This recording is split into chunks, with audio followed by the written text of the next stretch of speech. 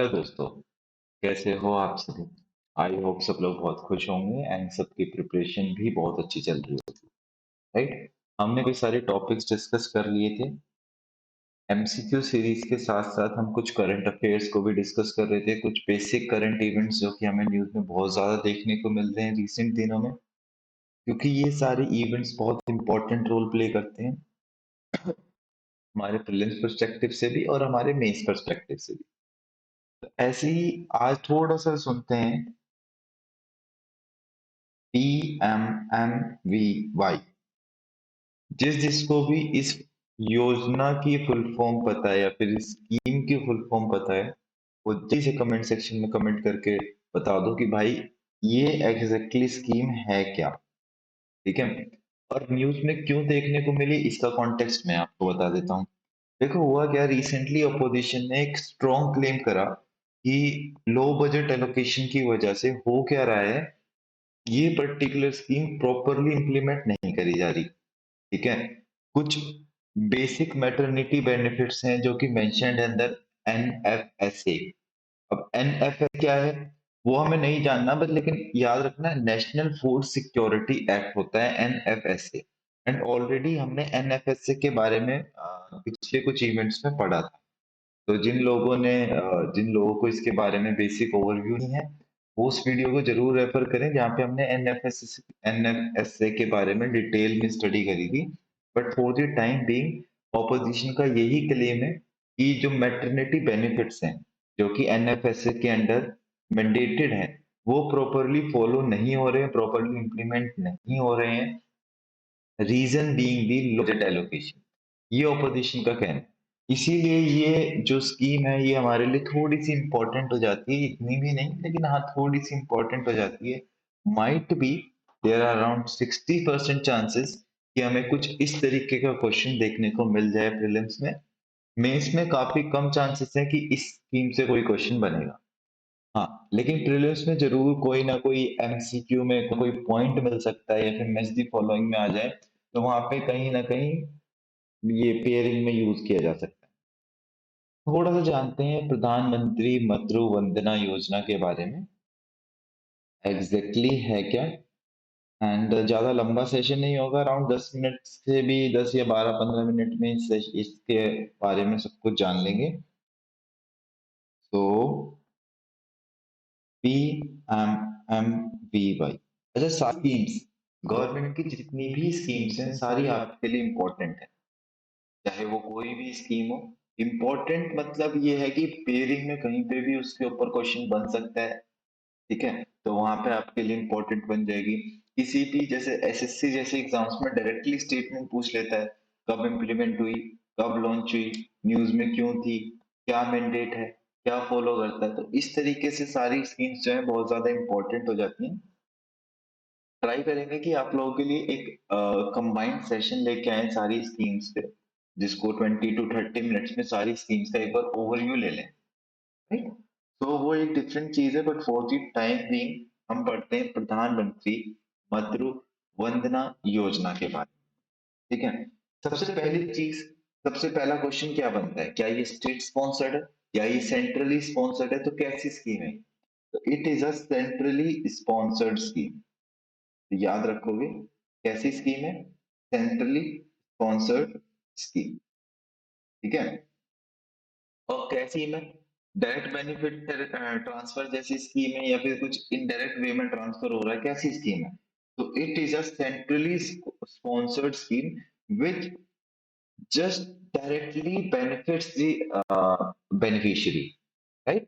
So it is a direct benefit transfer scheme. Short में कह सकते हैं कि सेंट्रली स्पॉन्सर्ड है और directly benefit DBT scheme, centrally sponsored DBT scheme. ठीक है, डायरेक्ट बेनिफिट ट्रांसफर। कब लॉन्च हुई थी ये हमारे लिए इंपॉर्टेंट बन जाता है कि ये जो लॉन्च हुई थी ये 2017 में हुई थी। ठीक है, करीबन करीबन 4.5 साल पहले आज से। चलो, इसका बेसिक ऑब्जेक्टिव, इसके बेसिक एम की अगर हम बात करें, देखो ऑब्जेक्टिव क्या है, ऑब्जेक्टिव बहुत बड़ा है, लेकिन बेसिक एम अगर देखें, एक की पॉइंट में क्या एम है कि भाई जो प्रेग्नेंट और लैक्टेटिंग मदर्स हैं, ठीक है, जो प्रेग्नेंट और लैक्टेटिंग मदर्स हैं उनको सपोर्ट करना, to support pregnant and lactating mothers. अब यहाँ तक तो किसी को कोई डाउट नहीं होगा एंड यहाँ तक हम सारे एक ही पेज पे होंगे कि पीएमएमवीवाई की जब हम बात करते हैं, प्रधानमंत्री मातृ वंदना योजना, जब हम इस योजना की बात करते हैं, कब लॉन्च हुई? 2017 में लॉन्च हुई। कैसी स्कीम है? सेंट्रली स्पॉन्सर्ड डीबीटी स्कीम है, ठीक है। अभी देखेंगे कि ये 5,000 ट्रांसफर करती है हर वुमेन के अकाउंट में जो कि प्रेग्नेंट है और लैक्टेटिंग है, फॉर द फर्स्ट चाइल्ड और सेकंड चाइल्ड के लिए भी। लेकिन सेकंड चाइल्ड में एक केस आ जाता है कि सेकंड चाइल्ड गर्ल होनी चाहिए, राइट। अभी पढ़ते हैं ऑब्जेक्टिव क्या है और फिर फीचर्स देखेंगे। ऑब्जेक्टिव, ऑब्जेक्टिव बेसिकली हम बात करें तो ये इसका बेसिक काम क्या था कि पार्शियल वेज लॉस कंपनसेशन देगी। अब जिस टाइम पे वुमेन प्रेग्नेंट है वो वर्कलोड के चक्कर में ना पड़े, एक प्रॉपर चाइल्ड बर्थ है, हेल्दी चाइल्ड बर्थ हो, तो उसकी वजह से जो उसको वेज लॉस हो रहा है, जो उसकी डेली अर्निंग का लॉस है, उसको कंपनसेट करने के लिए ये स्कीम लाई गई थी, ताकि जो वुमेन है वो एक प्रॉपर रेस्ट ले सके, एक एजुकेट रेस्ट हो उसका before and after the birth. ठीक है, तो देखो कितनी अच्छी स्कीम है, कितना अच्छा बेनिफिट कर रही है। कैसे बेनिफिट कर रही है? एक तरीके से तो वेज कंपनसेट कर रही है उस टाइम पे, क्योंकि एक हेल्दी चाइल्ड बोर्न हो, हमारे यहाँ पे डेफिशिएंसी ना हो इतनी, ठीक है। तो ये बेसिक इसका मेजर ऑब्जेक्टिव था। अब इसके कुछ हम फीचर्स की बात करते हैं, ठीक है। अब हम जब इसके फीचर्स की बात करेंगे तो वो क्या क्या है? तो सबसे पहला फीचर तो ये है कि ये मैटरनिटी बेनिफिट प्रोवाइड करती है। अब मैटरनिटी बेनिफिट किसको प्रोवाइड करती है? ये देखो सबसे इंपॉर्टेंट पॉइंट बन जाता है कि मैटरनिटी बेनिफिट किसको दे रही है, ठीक है। बेसिकली उन वुमेन को जो सोशली और इकोनॉमिकली बैकवर्ड, अब हर को तो नहीं देंगे, ठीक है। तो maternity benefit to women who are socially and economically disadvantage. एक प्रॉपर वर्डिंग ये हो जाएगी इसकी। मैं लिखता हुआ इसलिए चल रहा हूँ ताकि आप लोग जब इसके नोट्स फ्रेम करो, बहुत की क्रिस्प नोट ट्राई करना इसके फ्रेम करने की। जैसे 2017 में लॉन्च डीबीटी स्कीम है, सेंट्रली स्पॉन्सर्ड है। ऑब्जेक्टिव क्या है? प्रेग्नेंट और लैक्टेटिंग मदर्स को सपोर्ट करना। सबसे पहला फीचर क्या है? मैटरनिटी बेनिफिट देना किनको? जो सोशली और इकोनॉमिकली बैकवर्ड है। और ये जो मैटरनिटी बेनिफिट होगा ये किन किन को मिलेगा? ये देखो, पहले चाइल्ड को तो मिलेगा, first two living children, first two living children, जो बच्चे पैदा हैं उनको मिलेगा। तो यहाँ पे स्पेशली मेंशन कर दिया कि first two living children, right. अब जो सेकंड चिल्ड्रन होगा, देखो फर्स्ट चिल्ड्रन चाहे लड़का हो चाहे लड़की हो मैटर नहीं करता, एग्जामिनर आपको यहीं पे फंसाएगा। सेकंड, जो सेकंड चाइल्ड होगा उसका गर्ल जरूरी हो, तो ये स्पेसिफिकली स्कीम के अंदर मेंशन है, second child being a second child लड़की ही होनी चाहिए, तभी सेकंड चाइल्ड में ये बेनिफिट मिलेगा। चलो, कितने का असिस्टेंस मिलेगा? इसमें जो असिस्टेंस मिलेगा वो अराउंड 5,000 का मिलेगा, ठीक है। वो कैसे कैसे मिलेगा, अब उसका भी ना एक प्रोसीजर है, ठीक है। और ये 5,000 तो है ही है, इसके अलावा एक चीज और सुनो कि एडिशनली एक 1,000 रुपीज और प्रोवाइड करी जाएंगे। अंडर कौन सी स्कीम? जनानी सुरक्षा योजना। आफ्टर द डिलीवरी जनानी सुरक्षा योजना के तहत 1,000 रुपीज एडिशनल पे किए जाएंगे। और ये 5,000 रुपये तो इस स्कीम के अंदर है ही। अब ये जो 5,000 है ये 3 इंस्टॉलमेंट में पे होते हैं, डायरेक्टली पे नहीं होंगे। तो ये जो 5,000 होंगे ये 3 इंस्टॉलमेंट्स में पे करे जाएंगे। गवर्नमेंट 3 इंस्टॉलमेंट्स में इनको पे करेगी। सबसे पहला क्या? सबसे पहले 1,000 रुपये पे करेगी कब? Time of pregnancy registration. जिस टाइम पे प्रेगनेंसी का रजिस्ट्रेशन होगा उस टाइम पे गवर्नमेंट 1,000 रुपये आपको देगी। उस वुमेन, उस वुमेन के डायरेक्टली बैंक में ट्रांसफर होंगे, जब भी डीबीटी स्कीम है। उसके बाद जो गवर्नमेंट है वो 2000 रुपीज पे करेगी after the 6 month of pregnancy. ठीक है। और एक एंटी नेटल चेकअप स्पेसिफिकली उसने मेंशन कर दिया यहाँ पे कि after the 6 month of pregnancy and one antenatal checkup. ठीक है। तो ये टर्म याद रखना। क्वेश्चन एग्जामिनर ने अगर सिर्फ खाली 6 मंथ ऑफ प्रेगनेंसी दे दिया, आगे एंटीनेटल चेकअप नहीं दिया, तो आपकी स्टेटमेंट गलत मानी जाएगी वो, क्योंकि ये एंटीनेटल चेकअप भी मैंडेटरी है। तो ये 2000 रुपये सरकार जो है तब पे करेगी। अब बचे कितना? सिर्फ 1000 रुपये। अब ये 1000 रुपये कब पे करेगी? After the birth registration. जब बर्थ रजिस्ट्रेशन हो जाएगा और फर्स्ट इम्यूनाइजेशन होगा, फर्स्ट इम्यूनाइजेशन साइकिल स्टार्ट हो जाएगी उस टाइम पे। तो सॉरी, अभी ये 2000 रुपये बचे हैं ना, तो पहले 1000 रुपये रजिस्ट्रेशन पे दे दिए, दूसरे 1000 रुपये 6 मंथ और एंटीनेटल चेकअप पे दे दिए, तीसरे 2000 रुपये कब देगी? First birth registration, birth registration होगा और इम्यूनाइजेशन साइकिल स्टार्ट हो जाएगी। और बीसीजी, ओपीवी, पीटी, हेपेटिस, ये सारी चीज होगी। ठीक है। तो बेसिकली ये इम्यूनाइजेशन साइकिल किस किस चीज की, ये आपके लिए इंपॉर्टेंट नहीं है, बस ये याद रखना कि फर्स्ट बर्थ रजिस्ट्रेशन एंड और द फर्स्ट इम्यूनाइजेशन साइकिल। जो अब पॉइंट आता है कि जैसे मिस कैरेज हो गया, ठीक है, ये स्टिल बर्थ केसेस जैसे केसेस आए, तो उस टाइम पे क्या होगा? तो उस टाइम पे ये एक फ्रेश केस स्टार्ट, मतलब कि वो जो मैटर होगा ना उसको कंसीडर नहीं किया जाएगा। अब जो नेक्स्ट टाइम होगा उसको फ्रेश केस कंसीडर किया जाएगा। इसीलिए जब हमने पढ़ा था यहाँ फर्स्ट टू लिविंग चिल्ड्रन, ये जो फर्स्ट टू लिविंग चिल्ड्रन था ना, ये लिविंग का मतलब यही था यहाँ कि अगर मिस कैरेज जैसी कंडीशंस आ जाती हैं, तो नेक्स्ट टाइम जब भी बर्थ होगा तो वो एक फ्रेश केस कंसीडर किया जाएगा, ना कि उस केस को एक ऑलरेडी केस कंसीडर कर लेंगे।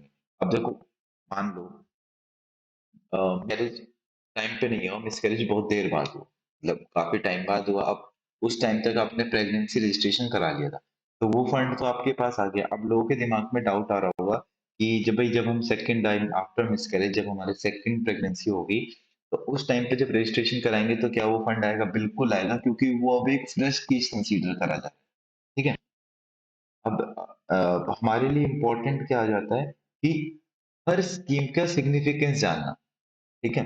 हर स्कीम का एक सिग्निफिकेंस लेके चलना कि हमारे लिए अगर इम्पोर्टेंट है तो क्यों है, क्या ऐसा बेसिक रीजन जिसकी वजह से ये स्कीम इम्पोर्टेंट हो गई।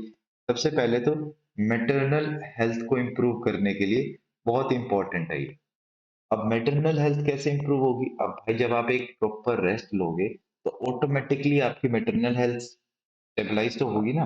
तो क्योंकि यहाँ पे आपको वुमेन कब काम करेगी? जब उसको वेज अर्निंग से रिलेटेड, वो वेजेस से रिलेटेड प्रॉब्लम होगी, गवर्नमेंट उसको कंपनसेट कर रही है ताकि आप एक हेल्दी चाइल्ड बर्थ हो। राइट। तो मैटरनल हेल्थ को ये सपोर्ट कर रहा है। जो इन्फेंट मोर्टेलिटी रेट है ना, इन्फेंट मोर्टेलिटी रेट को, इन्फेंट मोर्टेलिटी रेट को रिड्यूस कर देगा। अब ये रिड्यूस कैसे करेगा? अच्छा खुद सोचो। देखो उसने सेकंड पॉइंट में क्या लिखा कि गवर्नमेंट 2000 रुपये कब देगी? जब 6 मंथ हो जाएंगे प्रेगनेंसी को, और 6 मंथ के साथ साथ एंटी सेटल चेकअप होगा। तो वो जो चेकअप है, एंटीनेटल चेकअप होगा, तो उस चेकअप में ये सारी चीजें चेक कर ली जाएंगी कि भाई हेल्थ कंडीशन कैसी है, ये सारी है। तो जो इन्फेंट मोर्टेलिटी रेट है उसको भी तो रिड्यूस करने में मदद मिल रही है। तो ग्लोबली हमारा जो इन्फेंट मोर्टेलिटी रेट है वो कम हो जाएगा। अर्ली चाइल्ड केयर को ये प्रमोट कर रही है। ये जो स्कीम है ये अर्ली केयर को प्रमोट कर रही है। राइट। इनडायरेक्ट और डायरेक्ट मैनर में अर्ली चाइल्ड केयर को इसने प्रमोट कर लिया। ठीक है। और इसके बाद जो बेसिकली फर्स्ट टाइम मदर्स होती हैं, ठीक है, उनको उनके हित में एक अवेयरनेस जैसा कुछ क्रिएट, अवेयरनेस जैसी क्रिएशन हो रही है। राइट। बेसिकली ये जो स्कीम है ये फर्स्ट टाइम मदर्स को टारगेट कर रही है। ठीक है। क्योंकि सेकंड टाइम में तो स्पेसिफिकली उसने मेंशन कर लिया कि गर्ल चाइल्ड ही होना चाहिए। ठीक है। तो बेसिक जो फर्स्ट टाइम मदर्स होती हैं कि भाई मदरहुड से रिलेटेड कैसे अवेयरनेस क्रिएट हो सकती है कि भाई आप रेगुलर चेकअप कराओ, है ना। जो सेकंड पॉइंट है, फिर इम्यूनाइजेशन से रिलेटेड मैटर आ गया। तो वो जो मदरहुड से रिलेटेड चीजें हैं, वो अवेयरनेस से क्रिएट करने वाली चीजें हैं, वो इस स्कीम के थ्रू हमें देखने को मिलती हैं। तो सबसे पहले तो maternal health, infant mortality rate, early child care, और दूसरा हो गया कि भाई अवेयरनेस से रिलेटेड। और क्योंकि ये जो स्कीम है ये डीबीटी है, तो फाइनेंशियल इंक्लूजन सपोर्ट कर रही है, बेसिकली फाइनेंशियली हमें बहुत ज्यादा सपोर्ट कर रही है ना। और डायरेक्ट तो ये अमाउंट है आपका 5,000 का, जो 3 इंस्टॉलमेंट में पे करा जाएगा, 1,000, 2,000 एंड 2,000। ये कैसे पे करा जाएगा? डायरेक्ट वुमेन्स के बैंक अकाउंट। ठीक है, इतना ही नहीं, तो एक ही हो गया, जननी सुरक्षा योजना के बारे में पढ़ा। एडिशनली ये 5,000 तो है ही आपके, और 1,000 रुपये वहां पे मिलेंगे। तो टोटल जो अमाउंट पे करा जाएगा गवर्नमेंट के द्वारा, वो टोटल 1000 का है। और ये कंपनसेशन सोशली और इकोनॉमिकली बैकवर्ड क्लासेस के लिए बहुत ज्यादा इम्पोर्टेंट और महत्वपूर्ण बन जाता है इस जो डेली वेजेस अर्नर्स हैं, जो डेली 100 से 500 रुपए या रुपए तक कमा पा रहे हैं, मैक्सिमम सो, अगर हम मिनिमम कैपिटल वेज की बात करेंगे, जो एक मिनिमम वेज अर्न कर रहा है एक वर्कर, वो कितना है जान के हैरानी होगी, वो जो आप एक खाते हो उससे भी कम। ठीक है, तो उनके लिए 6,000 पे करना, राइट, तो अपने आप में बहुत अच्छी स्कीम है ये, जिसके ऊपर बेसिकली ओपोजिशन ने काफी सवाल उठाए हैं। तो आप इसको प्लीज एक बार रेफर करना, एडिटोरियल्स में इस तरीके की न्यूज देखने को मिले तो उस एडिटोरियल को अब आप गो थ्रू कर सकते हैं, क्योंकि आपको स्कीम के बारे में एग्जैक्टली जितनी भी रिक्वायर्ड इंफॉर्मेशन है वो सारी। होप आपको सेशन अच्छा लगा होगा। कोई भी किसी भी तरीके का अगर आपको डाउट है तो कमेंट सेक्शन में कमेंट करके बता सकते हैं, ताकि उस पे एक्शन लिया जाए। Thank you for listening, have a good day.